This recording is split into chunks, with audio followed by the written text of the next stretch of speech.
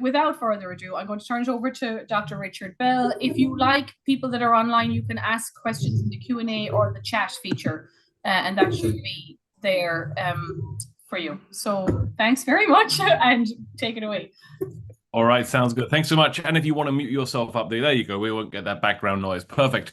Thanks, everyone. It's great to be with you live. I'm here on the East Coast at University of Maryland, and I'm going to talk to you for about, I don't know, 50 minutes or so about the role of the Irish in the American Revolution. And then I look forward to doing my best to answer any comments or questions you may have.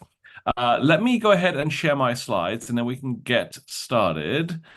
And I think, folks, as of right now, you can see my slides, hear my voice, and see my face. And so I'm going to proceed accordingly. And let me begin by... Great, thank you. Let me begin by telling you about two Irish boys who saw action in the American Revolution. The older of the two was a lad named Roger. He was born in Dublin, the capital of Ireland, to poor Protestant parents. He enlisted in the British Army in 1773, drawn by the prospects of decent wages and maybe even a path out of poverty. He was 16 when he took the king's shilling, and he quickly realized he'd made a terrible mistake. In basic training, Roger was beaten and bullied, and then exploited by British officers who stole his wages to buy booze.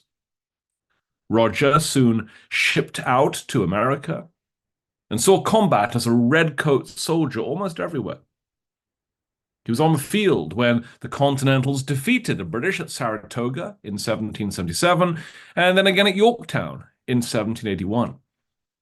He was taken captive as a prisoner of war, not once, but twice. Both times, Roger somehow managed to escape, finding his way back to British lines. Eventually, at the end of the war, he evacuated back to Ireland.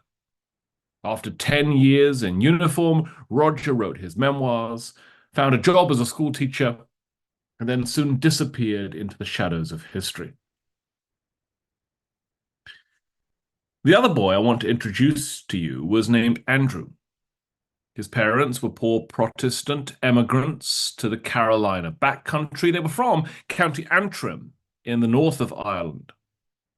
Andrew's brother had served with Patriot forces and had died of heat exhaustion after the Battle of Stono Ferry in the summer of 1779. Andrew himself joined the cause soon afterwards, and he was 13 years old when he began working as a Patriot messenger. He was captured by the British at Camden in South Carolina in April 1781 and remained a prisoner of war for several months. During his captivity, the British officer in whose custody he was kept attacked the boy with a dragoon's sword for refusing to clean his boots. Andrew carried the scars from that vicious assault on his left hand and on his head for the rest of his life. And he grew up, unsurprisingly, with an intense hatred of the British and a proud, almost jingoistic belief in American superiority. He spent much of his subsequent career in the US military and then in politics. And in 1828, Andrew became the 7th president of the United States. Andrew Jackson, the first of several US presidents to have Scots-Irish ancestry, but the only former prisoner of war ever to become US president. These two Irishmen, Andrew Jackson and Roger Lamb, never met, though they had a lot in common. Their Protestantism, their Irish families, their battlefield service, and their military captivity. But they fought on different sides of the American Revolution. Roger to bring the American colonies to heel, Andrew to liberate them.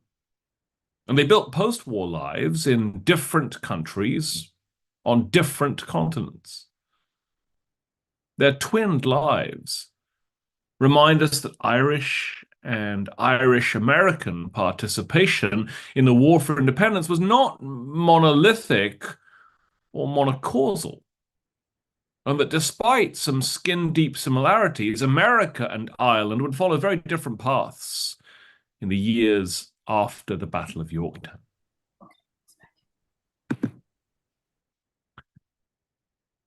On the eve of the American Revolution, Ireland was a place. We're losing you a little bit, Richard. Oh, really? Okay, yeah, your Wi-Fi was going in and out as well, so I'm wondering if it's on your end. Do you know that for certain that it's on my end?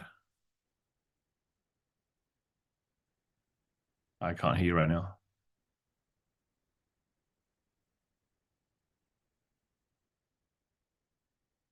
I think my Wi-Fi is strong, so Okay. yeah, you're going in and out, Elizabeth. So Yeah. Okay, good. We're back.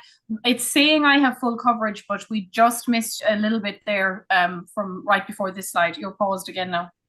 okay. Yeah, Robert says he can hear me very well, so I've got a feeling it's your Wi-Fi. So I'm going to plow on if that's okay. Yeah, you're frozen right now. Okay. So let's pick things up. On the eve of the American Revolution, Ireland was a place unlike anywhere else in the British Empire. Ireland was a fractious polity riven by a deep-seated religious divide. Roman Catholics comprised about 80% of the nearly 4 million souls living there in the 1770s, and their lot was a hard one. Excluded and alienated from almost every aspect of formal politics by legislation known as the penal laws, Ireland's Catholic majority were not only barred from landholding, but also barred from voting and from holding office.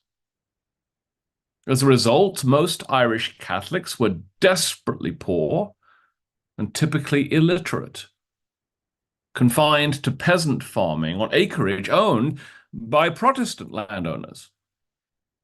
There was, to be sure, a small Irish Catholic elite, a few thousand richer families, many of them urban dwelling, all of them literate, but their interests were so different from those of the mass of Catholic farm workers that they seemed like a community all their own. In Ireland, the Protestants ruled the roost, constituting the country's governing class. Episcopalians, that is, worshippers in the state-sanctioned Church of Ireland, filled the Irish Parliament in Dublin and dominated every aspect of the political and social system.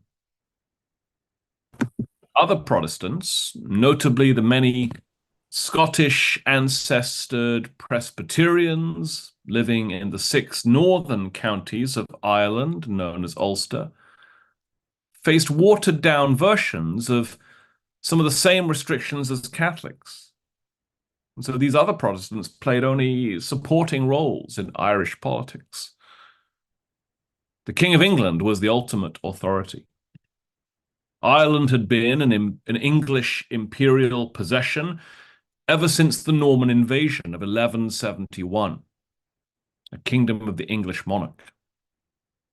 In Tudor times, legislation known as Poyning's Law had amplified England's domination over Ireland, rendering the Dublin legislature subordinate to the English Parliament in London, and allowing the latter to veto any piece of legislation passed by the former.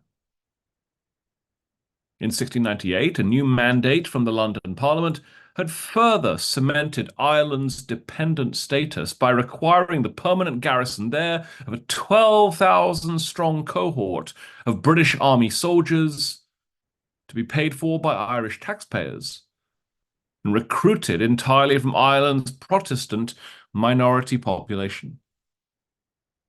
Control over those troops and control over most other internal affairs there was largely in the hands of the Lord Lieutenant, the British King's representative in Dublin Castle. On the eve of the American Revolution, then, Ireland was a divided, sectarian, contested space. It was not really a colony, but not really its own kingdom either. Instead, Ireland was stuck somewhere in between. Ireland was England's sister, yet Ireland was also England's slave. By the time shots were fired at Lexington and Concord in April of 1775, emigration from Ireland to America had been underway for decades. Some of those emigrants were Catholic migrants, many from Ireland's southern counties, but you may be surprised to learn that the lion's share of migrants, perhaps 60%, were Protestant Presbyterians from Ulster up in the north. Waves of Ulstermen had begun to arrive in America at the end of the 1600s, driven from Ireland by famines, rack renting, and repressive restrictions on trade, and enticed to the mainland American colonies by shipping companies that promised them easier lives and lighter work. Once in America, those ships, hard-scrabble passengers, fanned out, settling anywhere that land was cheap. These Irish Presbyterians, or Scots-Irish, as they rechristened themselves, pushed quickly into the forested back country, from Maine in the north to Georgia in the south, ignoring native claims to that land and settling where they pleased. They built townships out of the trees they cut down, and then named those new settlements Belfast, Londonderry, Donegal, Tyrone, Coleraine, and Fermanagh, after the places back home they'd left behind. By 1775, 1 in 5 white people living south of New England was of Irish origin. Approximately 400,000 Americans all told. Most were farmers of one sort or another, but the more entrepreneurial among them reinvented themselves as storekeepers, traders, merchants, and middlemen. They used their connections back in Ireland to import meat, dairy, soap, tallow, candles, linens, gloves, hats, combs, threads, and other dry goods to the colonies. That Irish-American trade grew rapidly, creating several fortunes along the way. By the early 1770s, one could find wealthy Irish-born merchants in all the principal colonial port cities. And their largesse often endowed social and philanthropic organizations like the Friendly Sons of St. Patrick of Philadelphia and the St. Patrick's Society of Charleston, both of which sprang to life in 1771. By then, by the early 1770s, ambitious and industrious Ulstermen had penetrated almost every corner of the American economy. Take, for instance, the print trades. Many colonial journalists, newspaper editors, and printers were from Irish stock, including John Dunlap.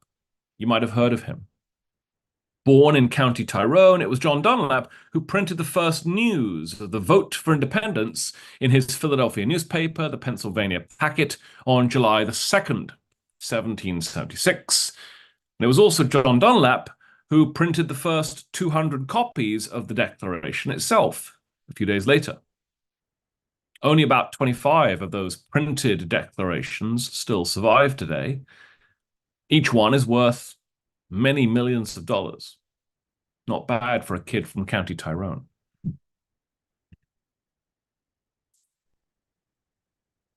Over the 2 years before John Dunlap printed the Declaration of Independence in Philadelphia, Irish Americans had emerged as some of the most vocal critics of Great Britain and its leaders. In the wake of the 1773 Boston Tea Party and the 1774 Coercive Acts, Scots-Irish residents of Augusta, Virginia, had sent 137 barrels of flour as food aid to anti-Parliament protesters in Massachusetts. A few months later, in May of 75, Scots-Irish settlers in Westmoreland County near Pittsburgh gathered to pen what's known today as the Westmoreland Declaration. This was an open letter in which they boldly and defiantly resolved to oppose British oppression, if necessary, with our lives. Another community of Scots-Irish Pennsylvanians, this time north of Harrisburg, made a similar public declaration on July the 4th, 1776. Because of the slow speed with which news traveled at the time, they were probably wholly unaware of the momentous events unfolding that same week in Philadelphia. There, in a building now known as Independence Hall, 9 more men of Irish ancestry, 4 of whom had been born in Ireland itself, were among those voting to approve the motion to declare independence and secede from the British Empire. Throughout the long, grinding war that resulted, Irish Americans proved themselves implacable enemies of the British Crown and resourceful and ardent supporters of independence. They were motivated by a variety of reasons: ideology, economics, peer pressure, and propaganda among them. Some Irish Americans were furious about all the new taxes enacted on the colonists since the 1765 Stamp Act, and by the occupation of Boston and the British takeover of the Massachusetts courts and legislature. Other Scots-Irish Presbyterians simply hated the Quebec Act, a loosening of anti-Catholic controls in nearby British Canada. Those Irishmen who lived in the American backcountry were surely motivated in part by fears of Native American attacks and by the prospect of gaining new acreage out west. Many flocked to patriot recruiters simply as a way to earn money or to extricate themselves from indentured servitude. So the motivations were many, but whatever they were, the sheer volume of Irish Americans who took up arms on the Patriot side was astonishing. Of the 200 Continental soldiers taken prisoner by the British at the Battle of Trois-Rivières in Canada in June of 1776, at least 89 told their captors that they were Irish-born migrants to America. Likewise, at the Battle of Brandywine the following summer, prisoner of war intake registers show that the British captured 134 Irish-born patriots in a single day. The Continental Army's own records tell a similar story. One survey of its muster rolls found Irish family names everywhere. More than 200 soldiers with the last name Kelly. More than 200 more who were Murphys. The same goes for McCarthy's, Connors, O'Connors, Ryans, Rileys, Dohertys, Connollys, Sullivans, O'Briens, and Millans. To British commanders in the field, it sometimes seemed as if every Continental soldier was of Irish stock. In September of 1776, Lord Richard Howe's secretary, Ambrose Searle, reported from New York that great numbers of immigrants, particularly Irish, are in the rebel army, some by choice, and many for mere subsistence. Joseph Galloway, a loyalist officer who saw action in the Philadelphia campaign of 1777 and 1778, said much the same. He told a committee in the London Parliament that about 1/2 of the Continental fighting force was Irish. Now, before we get carried away, most historians regard those assessments as greatly exaggerated. Historians caution us not to rely on anecdotal assessments or upon counting common Irish-sounding last names in surviving muster rolls. Still, there probably were a few parts of the Continental Army in which Irish Americans might well have represented 50% of the men-at-arms. The units raised in Pennsylvania, for instance, reflected the preponderance of Scots-Irish people living there at the time. At least 7 of the companies in one battalion of Pennsylvania riflemen were composed almost exclusively of the Scots-Irish. And one Patriot commander, General Henry Lee, liked to joke that the entire Pennsylvania line might, with more propriety, have been called the Line of Ireland. Those Irish-American soldiers had been farmers, storekeepers, and servants before joining up. But they took to their new roles with enthusiasm and energy, soon becoming formidable fighters. The British general Henry Clinton told superiors in London that the immigrants from Ireland are our most serious opponents. And they proved to be particularly excellent marksmen. And many of the Patriot sharpshooters whose actions helped secure a continental victory at the Battle of King's Mountain in 1780 were Scots-Irish, the backbone of Patriot forces. Many Irish-American soldiers rose rapidly through the continental ranks, and by the end of the war, they dominated its upper echelons. Among the 26 foreign-born men appointed to the army's most senior ranks, 16 of 26 had been born in Ireland. Among those senior officers was Richard Montgomery, an emigrant from Enniskillen in County Fermanagh, who led the continental invasion of Canada and who was killed at Quebec. There was also Anthony Wayne, born to an Anglo-Irish family that had emigrated to Pennsylvania. Wayne led continental forces at Brandywine, Germantown, Paoli, and elsewhere. There was Henry Knox, born in Boston to parents from Ulster. He became the chief artillery officer for the entire Continental Army and was one of George Washington's right-hand men. In fact, Washington surrounded himself with a great many men of Irish stock, choosing a procession of Irishmen as his aides-de-camp, among them Joseph Reed, Joseph Carey, John Fitzgerald, James McHenry, and Stephen Moylan.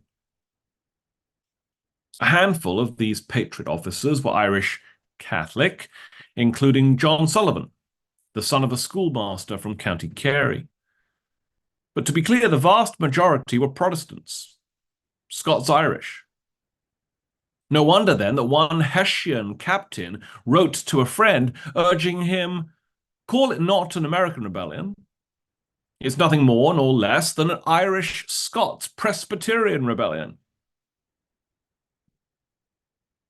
After the war, America's Scots-Irish would reap rewards for their service to the cause of independence. With the British now gone, and their former native allies isolated, Scots-Irish settlers were in the vanguard of white migrants, pushing ever deeper into the backcountry and occupying new acreage in places like Tennessee, the state from which Andrew Jackson would ultimately launch his campaign for president.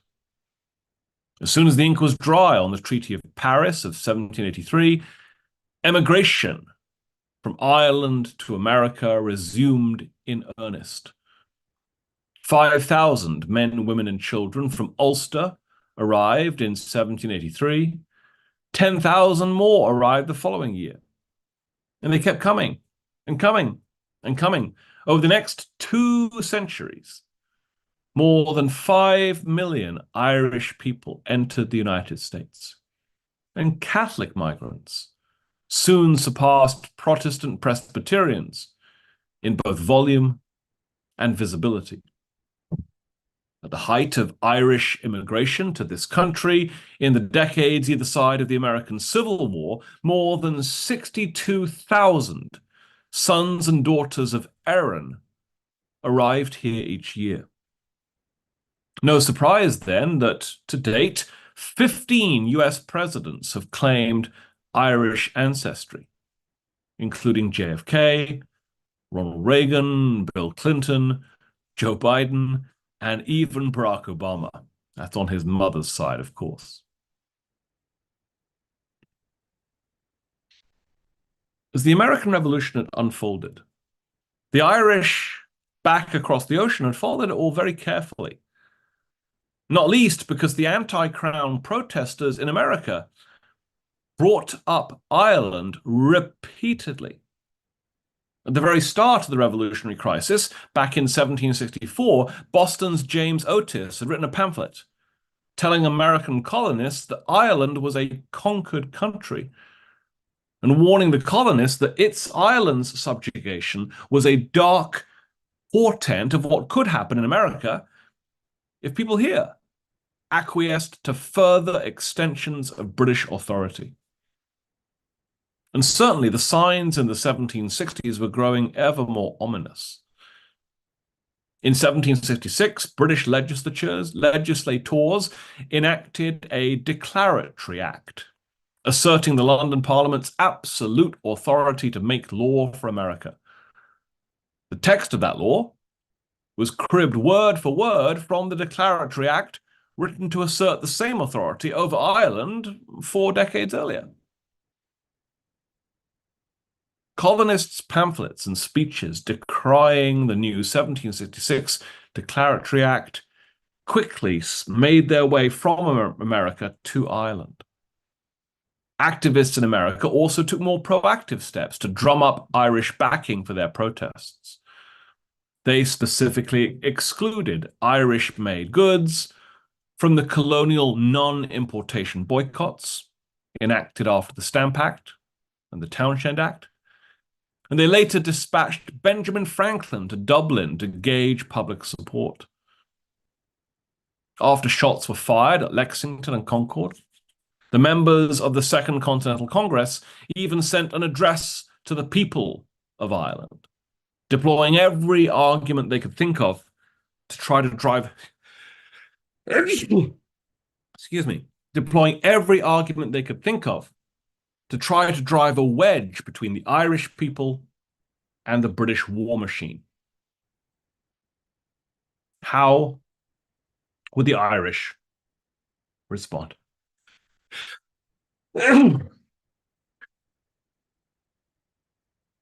Excuse me. Oh, how would the Irish respond? Well, as always with Ireland, it's complicated and it depends on who in Ireland we are talking about. So let's break it down. The Protestant Episcopalian Anglo-Irish elite who dominated the country's government and politics, they generally supported the British cause in America. And they rallied to demonstrate their loyalty to the British Empire. In November of 1775, for instance, members of the Irish Parliament voted to send 4,000 troops to join the British war effort in the colonies. Ireland's contribution to the British Empire had long been in the form of soldiers designated for overseas service, and recruitment into His Majesty's armed forces was ongoing in Ireland throughout the war.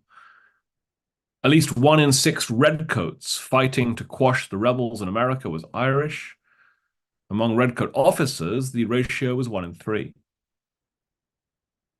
One of the many Irishmen to fill out those British uniforms was Roger Lamb, the boy I mentioned in my introduction. Another was a man named Richard St. George.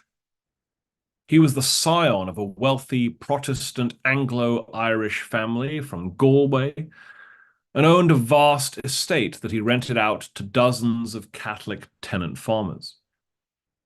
Richard St. George joined a British light infantry unit in 1776 when he was 24 years old, and soon bought a commission as a junior officer. He was one of the 32,000 troops to arrive in New York Harbor that summer to stop the Patriot advance into that city.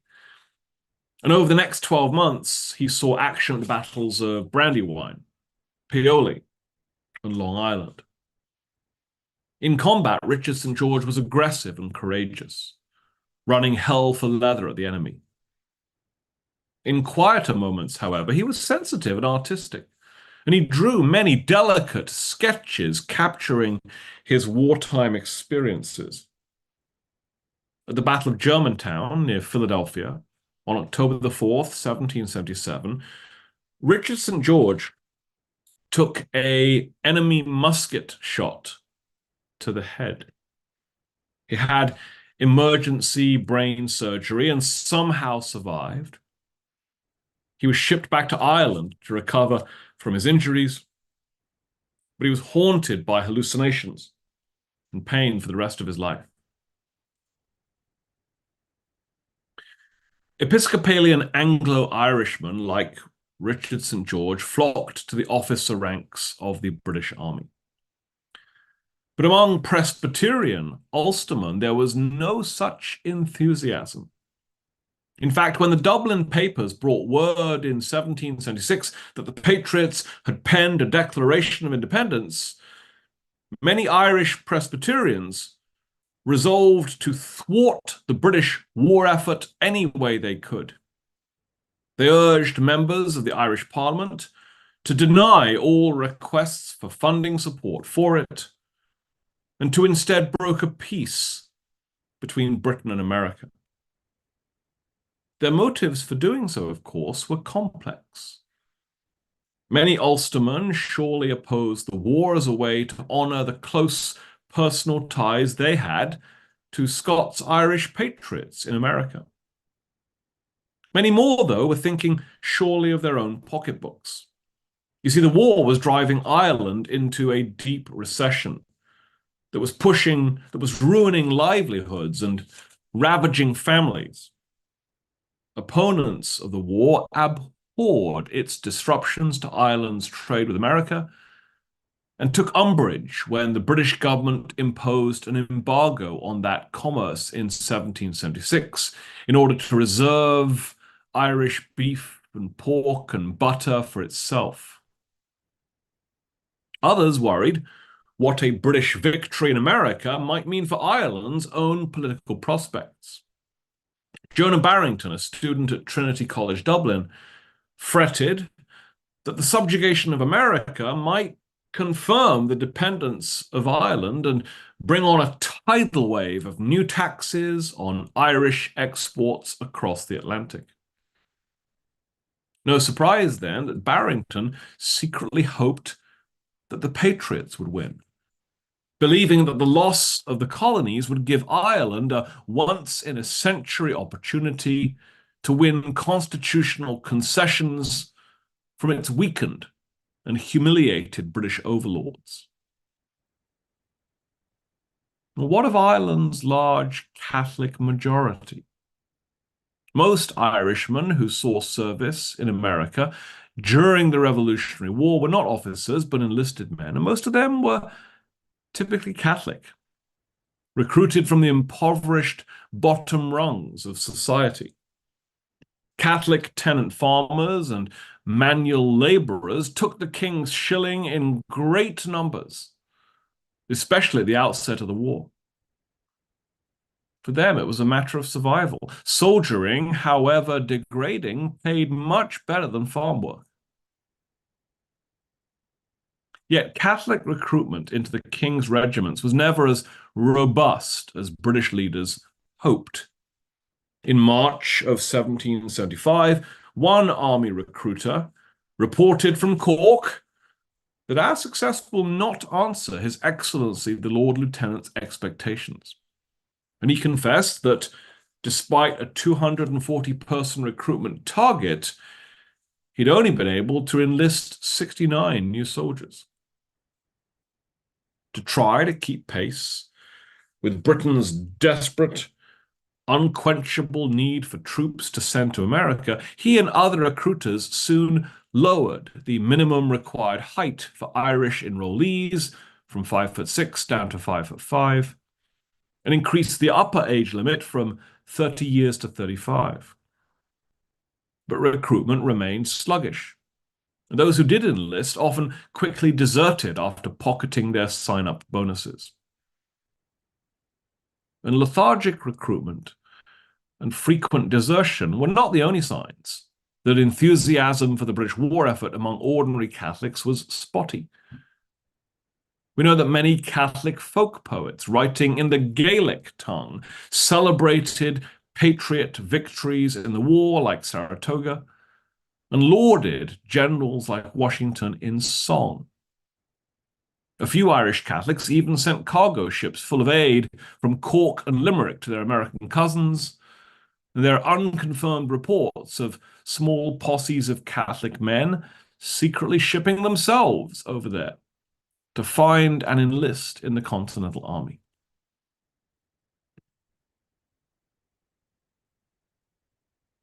The entrance of the French into the American Revolutionary War in February of 1778 shook up everything, especially in Ireland. France was Britain's sworn enemy, and of course, France was a Catholic nation. Ireland's Protestant minority had long worried that the French would try to conquer their country, stir up the Catholics in Ireland in revolution, and use Ireland as a stepping stone to attack Britain itself. The French had tried just that in 1760, launching an unsuccessful invasion of Ireland during the 7 Years' War. Now that the French were allied with the Patriots against the British, they would surely try that again. So news of the French alliance with the Patriots only further depressed Irish Catholic recruitment into the ranks of the British Army. Those Irish Catholics do not want to end up in America fighting against French Catholics. So the quality of Irish Catholic enlistees into the British Army plummeted and desertions spiked. Into the breach now stepped the Ulstermen. Most had been previously opposed to the war or neutral.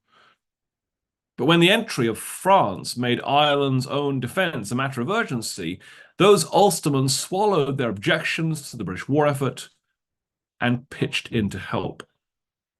They began to cheer each new British victory in America and began organizing themselves into a new Homeland Security Force, a militia known as the Loyal Volunteers that could defend Ireland in the event of a French invasion.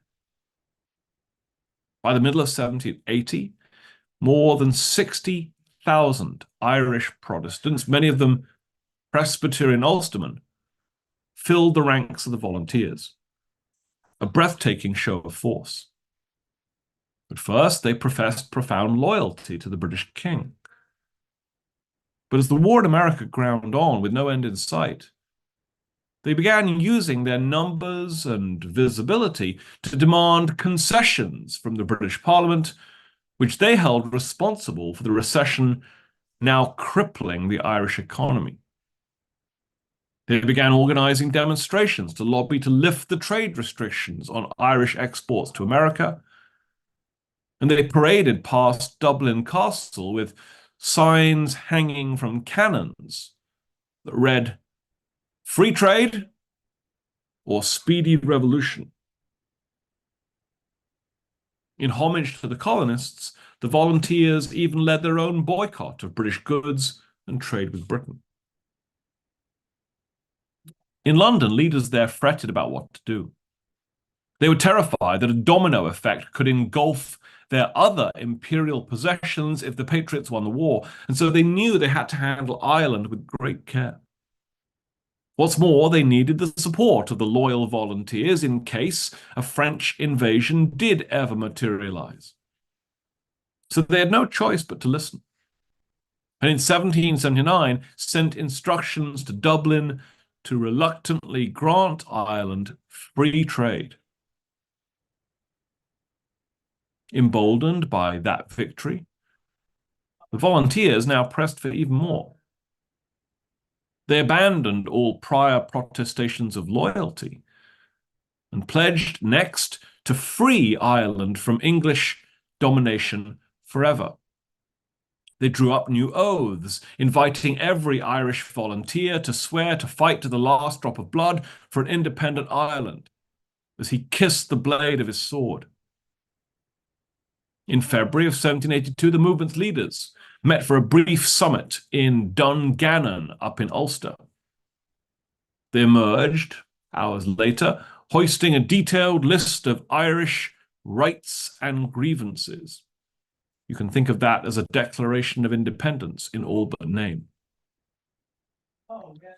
With Britain's troops committed in America, Britain was stretched thin. And the volunteers still had considerable clout. So just 3 months after the Dungannon Declaration in May 1782, the King's representative in Ireland, the Lord Lieutenant, the Duke of Portland, announced that he would grant one of the volunteers' central demands, the full legislative independence of the Irish Parliament.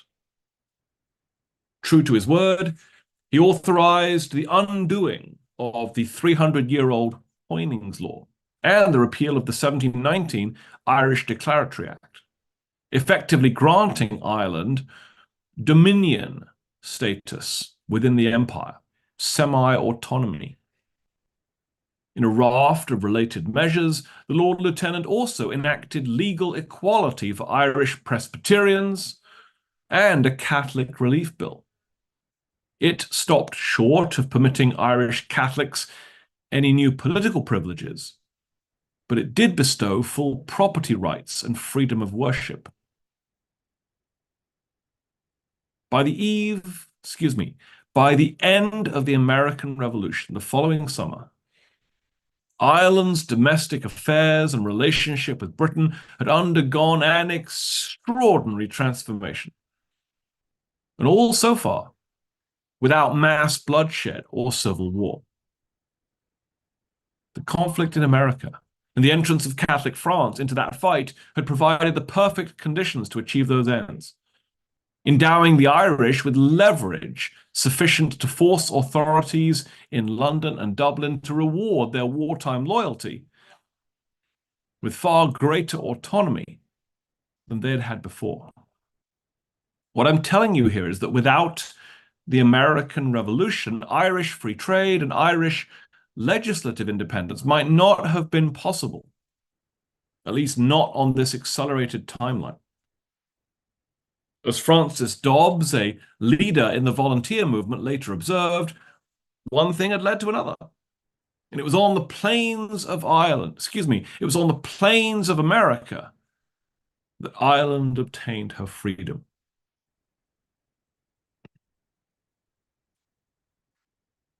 As soon as the war ended, the British, of course, tried to claw back some control over Ireland. With the French threat finally at bay, with troops now returning to their garrisons, the Irish volunteers quickly lost leverage after 1783, and their ranks soon began to thin as a result. Yet the after effects of the American Revolution will be felt in Ireland for decades to come. The volunteers had widened political participation in Ireland markedly. At the same time, the American War had demonstrated that Britain's hold over its imperial possessions was neither permanent nor invincible, and that when push came to shove, Britain's overstretched leaders would and could make concessions. By the 1790s, talk of an independent Ireland had returned with a vengeance. The unfolding French Revolution and Haitian Revolution and the publication of Tom Paine's Rights of Man all unleashed new energy and new passion for full sovereignty and Irish self-determination. In 1791, a new paramilitary group, comprised mostly of Catholics and Presbyterians, and calling themselves the United Irishmen, formed in Belfast. Its members committed themselves to nothing less than ending British interference in Irish affairs once and for all. Ireland's Episcopalian ruling class regarded these United Irishmen as a radical new threat to the standing order. And they were right to worry.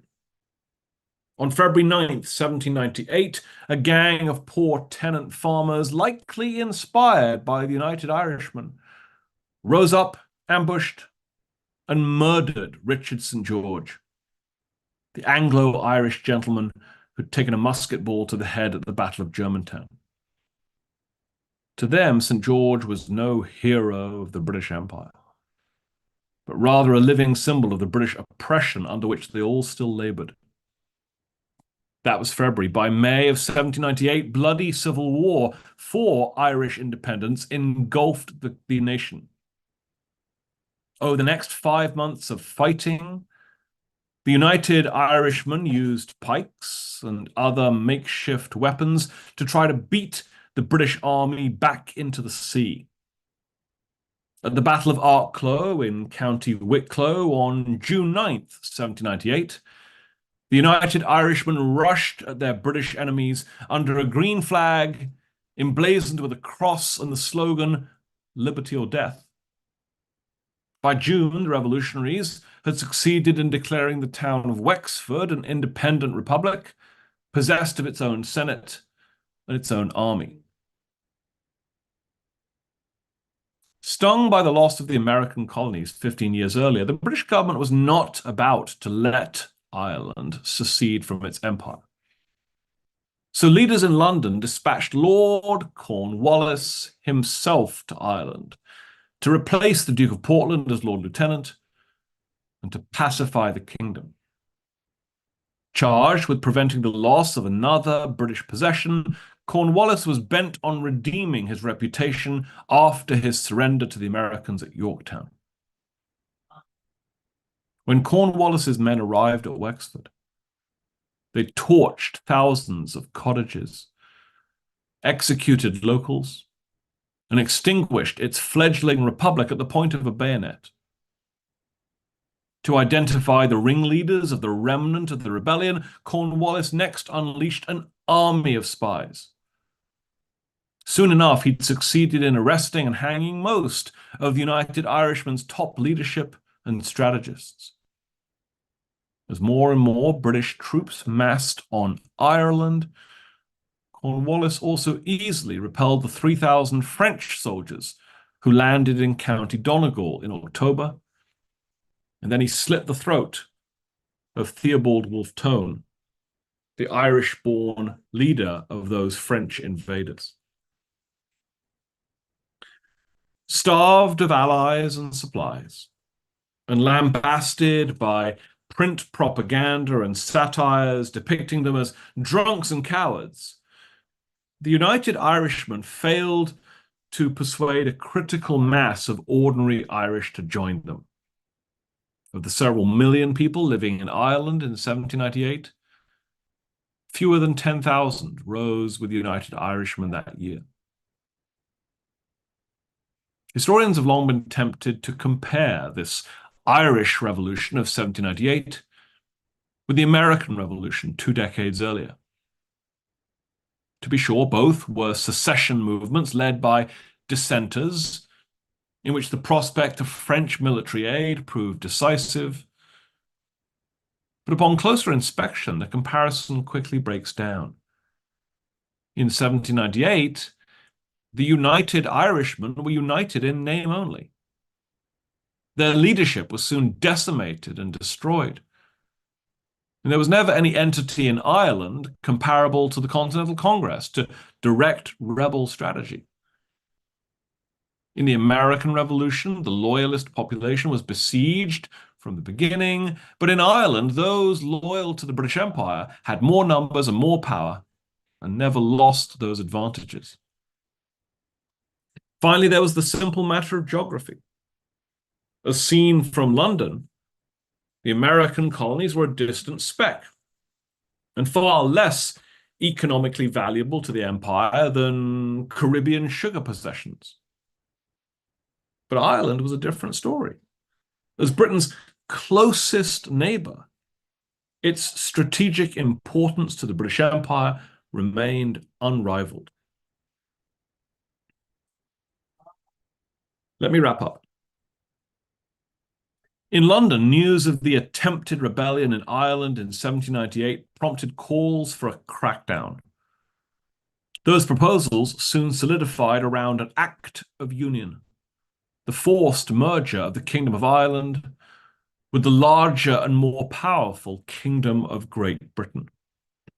An act of union would bring to an end 250 years of Ireland's existence as a separate kingdom, and would serve as a sign of the country's enduring importance to Britain and to the empire writ large. It fell to Lord Cornwallis to push the plan through the Dublin Parliament. He threatened, cajoled, and bought the votes of just enough Irish MPs who reluctantly agreed to vote their own parliament out of existence. The new plan of union became the law of the land on both sides of the Irish Sea in 1801. Thereafter, Ireland was governed by an expanded British Parliament in London. As a separate entity, Ireland no longer existed and was henceforth subsumed into a new sovereign state to be known as the United Kingdom. Accordingly, the British flag was revised to incorporate the Red Cross of St. Patrick, a galling visual reminder of the failure of Irish independence in the 18th century. The dream of a free Ireland would be deferred for an awfully long time, for more than a century more, in fact. The Act of Union binding Ireland to Great Britain survived until 1920, though the present Republic of Ireland considers 1919 to be the official year of its birth. The date, 3 years after the 1916 Easter Rising, the Irish revolutionaries issued a second Declaration of Independence from the British Empire. Inspired by the aborted revolution staged by the United Irishmen in 1798, and by the waves of decolonization movements that had decimated the great European empires since 1776, the Irish Republican Brotherhood succeeded in 1919 in completing the work that had begun long before.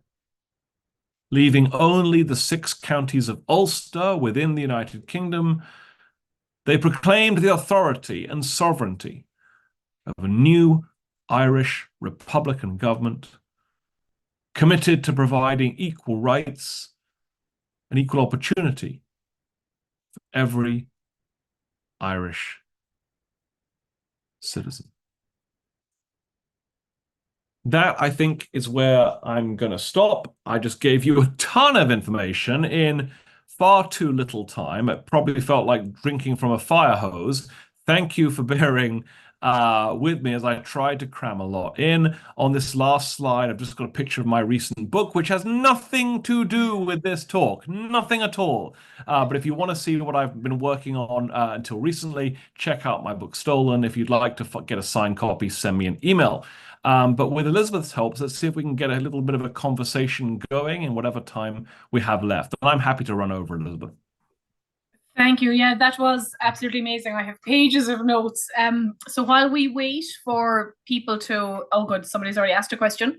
That's what I was going to say. I'll ask, the questions if you pop them into the chat or the Q&A. So Robert asks, why was there not a violent civil war in Ireland between the 20% Protestants versus the 80% Catholic majority? Yeah, it's a great question. I know Robert. Robert's a friend of mine. He always asks smart questions.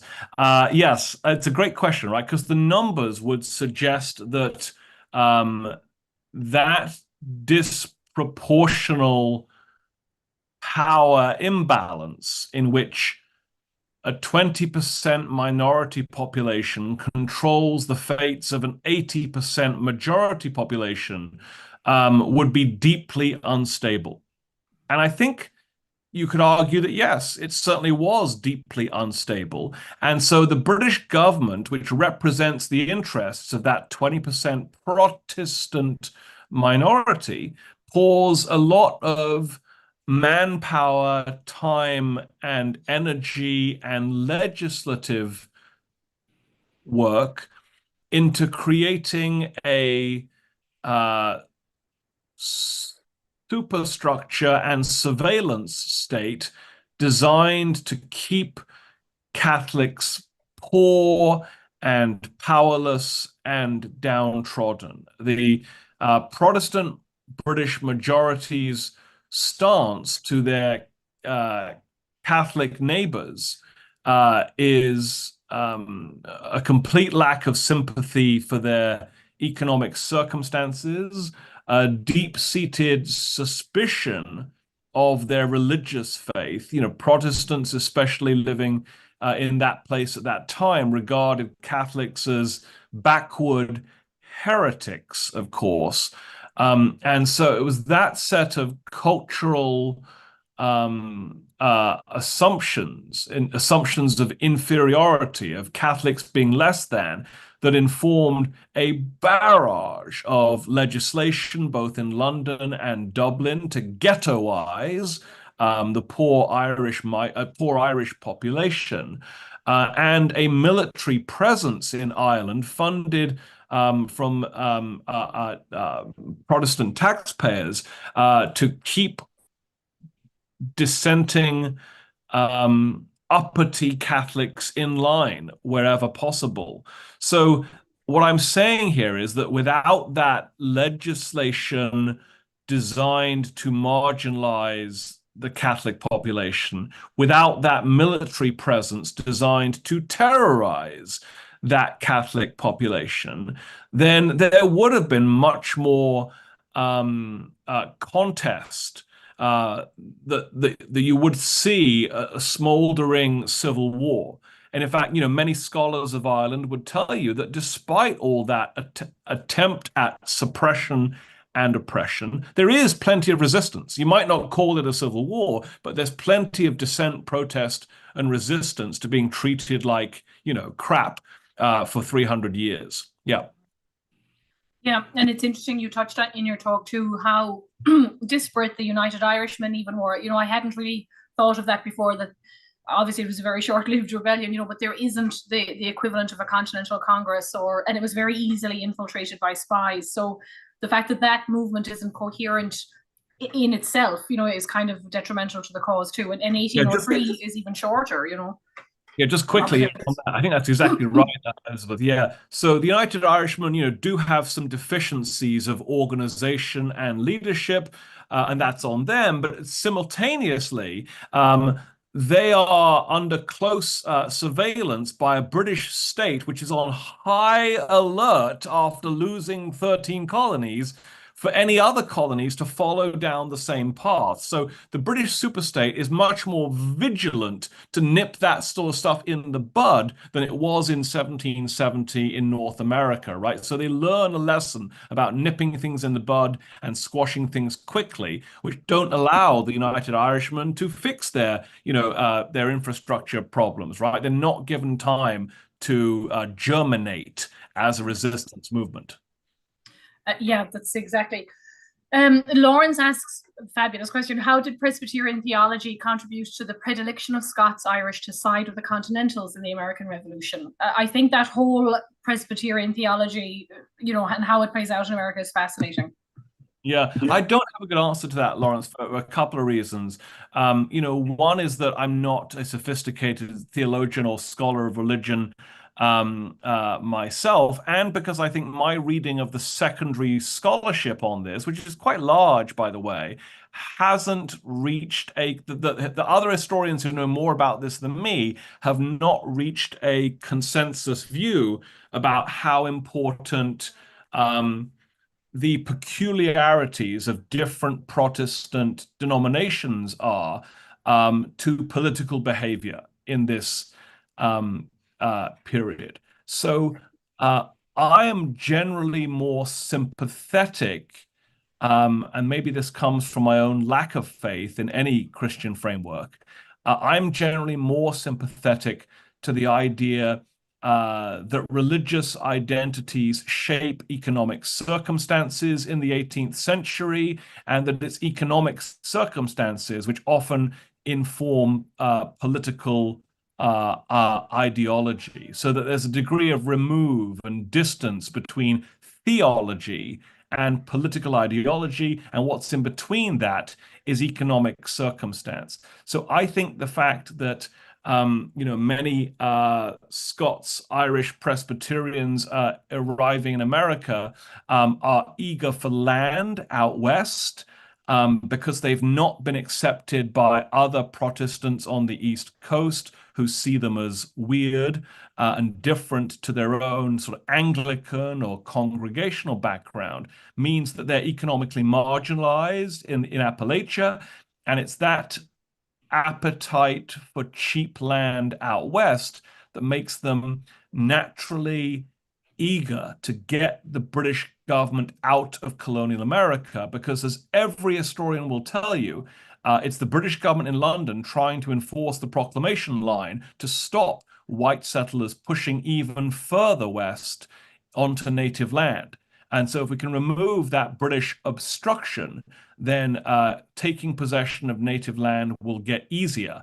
Many poor farmers in Appalachia believe. So again, I tend to think that economic circumstance is what drives political decision making most directly, but I can't discount the importance of theology. I'm just saying I'm not smart enough to understand it.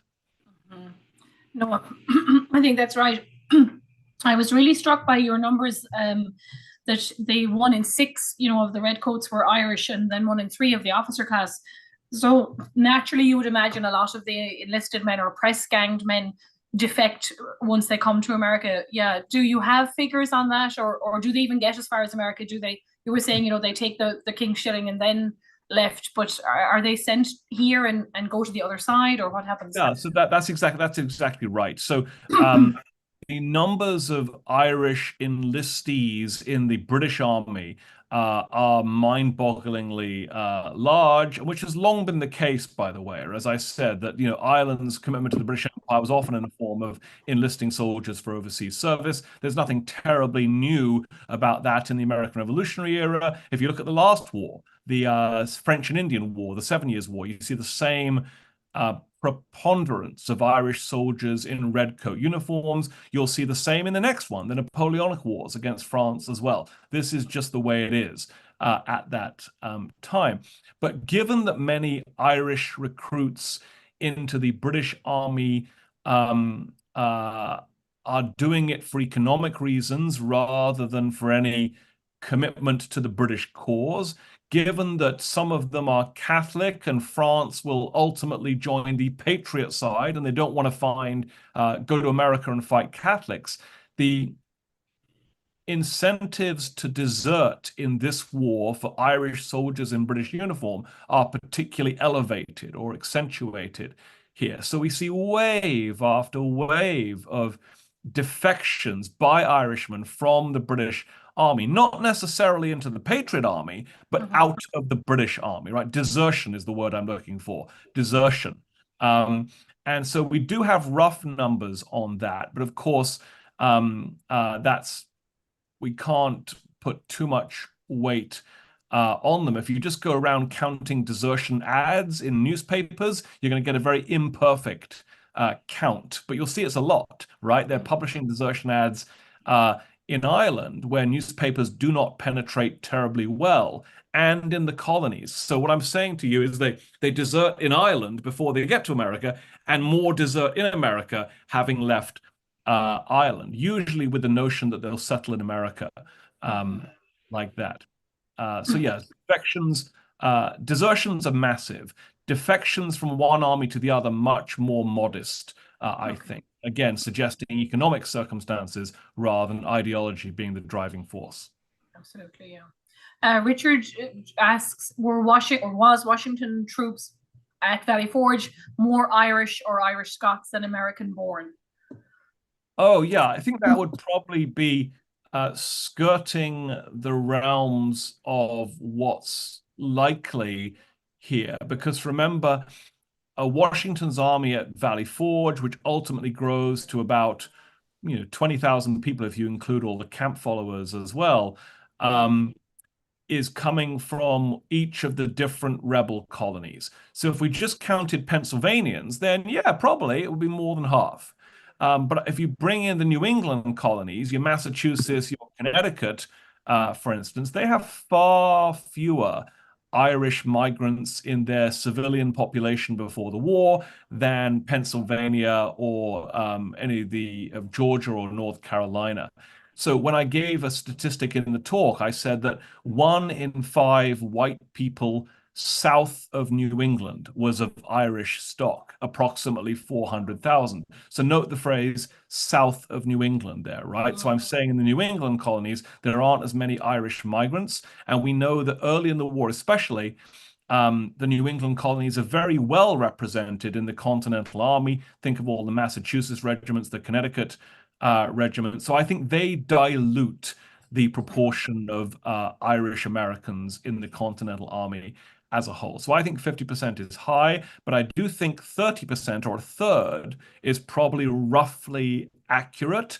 And that's huge, right? Don't downplay a third. If a third of the army are Irish American migrants, my God, what must that say about Britain's control over Ireland at that time? Yeah. Yeah, yeah. So Jack, to expand on that, says, do you know the number of Irish in the Patriot ranks totally? So we don't have firm and accurate numbers, but let me just go over some basics here. The Continental Army, which is the so-called professionals, right? Not the militias, not the part-timers, but the full-timers, usually is around 20,000 persons strong, though it dips as low as 5,000 at one point and rises as high as 30,000 at another point. So on average, you might say it's around 15 to 20,000 people, but there's huge amounts of turnover within those numbers, right? It's not the same guys the whole time. We think that by war's end in 1783, Jack, approximately 200,000 men and boys have cycled through the Continental Army and the state militias combined. So that's a massive number. And again, notice the phrase "we think," right? That suggests a degree of estimation there. So I'm going to stand by what I just said before, that in the broadest possible terms, we think about a third, about 30 to 40% of Patriot forces were of Irish background. But we're not going to be able to narrow that down to 35.731 or a hard number you can take to the bank, right? Because tracking this stuff for an army that is highly improvised, that is being made from scratch in 1775 and does not have a good, strong track record of record keeping or bureaucracy is impossible in this period. The British Army is easier because they're an established army that's been counting stuff and moving paper for hundreds of years. The Continental Army didn't exist before 1775, so they're making it up as they go along, and record keeping is not their top priority. It's a huge turnover, 20,000 to 200,000. Robert has another fascinating question. You mentioned that Ulstermen and Catholics, or Catholics, I guess, decided to help the British to fight against French Catholics in America. You broke up halfway through that. Can you do that again? Oh, sorry. The fact that they had decided to support the French Catholics was one thing, but did they decide to support Spanish Catholics in America too? The Irish. Oh, Robert, yeah, I see what you mean. Yeah. So Robert's probably heard my talks on the French role in the war and the Spanish role in the war, and he knows that I think that the entrance of France and Spain matter a great deal. You got a little glimpse of that today in this Irish talk, because the entrance of Catholic France changes the religious dynamics of Irish engagement in the war, right? We see Irish Protestants suddenly get very motivated to fight their enemy because now their enemy is full of Catholics from France. And we see Irish Catholics become even less motivated than they already were to fight Britain's war, because now they could be sent to fight against fellow Catholics who are from France. Spain is also a Catholic nation, which is why Robert's asking this question. Spain joins the war in 1779. So on paper, you would expect the same dynamics to recur, right? A year later when Spain enters the war. I don't think that's quite as tangible, actually, when Spain enters the war as it is when France enters the war, for the simple reason that most Spanish soldiers and sailors um, will be sent to theaters of war that are not in North America. The Spanish engagement with the British Armed Forces is in Central America. It's in the Mediterranean. It's along the Gulf coast, which means there's much less um, uh, debate in the newspapers about the threat of a Catholic threat emanating from Spain. But I guess where you would see this, Robert, would be in the Navy, right? To the extent that Irishmen are being press ganged into the Royal Navy or volunteering to join the Royal Navy, then it's the Royal Navy which is seeing a lot of direct engagement with the Spanish Navy. So maybe that would be the place to look for evidence for Robert's theory, or maybe people already on high alert about the Catholic threat because France is already there, and so Spain just feels like more of the same, right? That it's hard to get angry and worried a second time when you're already angry and worried from the first time, if that makes any sense. Mm-hmm. Lawrence says this is a little bit beyond the scope of your talk, Professor Bell, but how big of a role did the Scots-Irish, aside from figures like Andrew Jackson, play in American politics in the early 19th century of American politics? Yeah, that is beyond the scope of my expertise as well, Lawrence. So I'll keep this very brief as well. My sense is that, yeah, the Scots Irish, who of course they're called the Scots Irish because these Irish Presbyterians were originally Scottish migrants to Northern Ireland, often sent on missionary sort of missions in the early 1600s. They continue to play a major role in American politics up through at least the Civil War. Because when we think of Irishmen in America before the Civil War, we're largely thinking about these Scots-Irish Presbyterians who've been there since the mid 1700s. Many have become quite wealthy. I mentioned merchants and traders founding philanthropies and stuff like that. They've developed a reputation as hardy farmers out in Appalachia and as canny businessmen in urban areas, and that's translated into political power. So we see in, for instance, Pennsylvania politics, different ethnic factions developing in the late 18th and early 19th century, which include, old line Quakers, but also German migrants and also Scots-Irish migrants, all competing with one another for political supremacy in state politics. But I do, and I think that culminates with the rise of Andrew Jackson in the 1820s, right? Who develops a base of people like him from Scots-Irish backgrounds.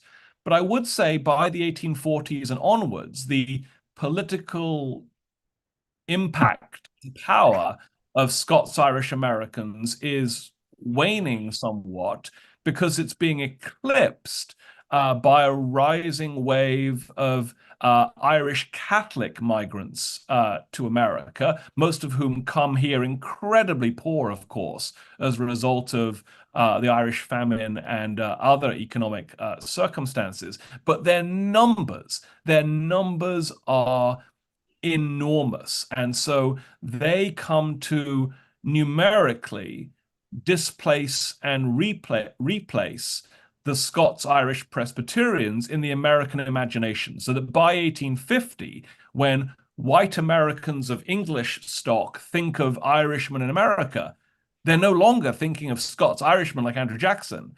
They're thinking of Irish Catholics who've come in the last 10 years, and they're getting all, they're getting very anxious and nervous that Irish Catholics are bringing with them poverty and crime and Catholic superstition and things like that, which were valences not normally applied to the Scots-Irish a previous generation ago, in part because they were Protestants and weren't seen as the same sort of heretical threat. Uh-huh. Well, and that's exactly why, the American Irish Historical Society was founded in the 1890s to kind of redress that balance and to bring back in the more hoi polloi and the elite of Irish America who had been Scottish, or Protestant at least. So yeah. So look, I think we'll leave it there. We've been on for a long time, but it was an absolutely fascinating, as you said, jam-packed talk, and I really appreciate it. Oh, hang on, we've got one more, maybe a comment. Again, Lauren says, thank you so much for your thoughtful and thorough answer. So he appreciated your other answer too. So thank you all for joining. Thank you, Dr. Bell, for coming on. I think it was absolutely fascinating. We'll have to have you back. I'm just going to quickly announce on the 27th next week, we're back with Jared Shannon, who's going to talk to us about Liam Lynch and the War of Independence, which you touched on. He was a kind of a forgotten hero or controversial figure in Irish history. So we'll talk about him next week at 6 o'clock on the 27th.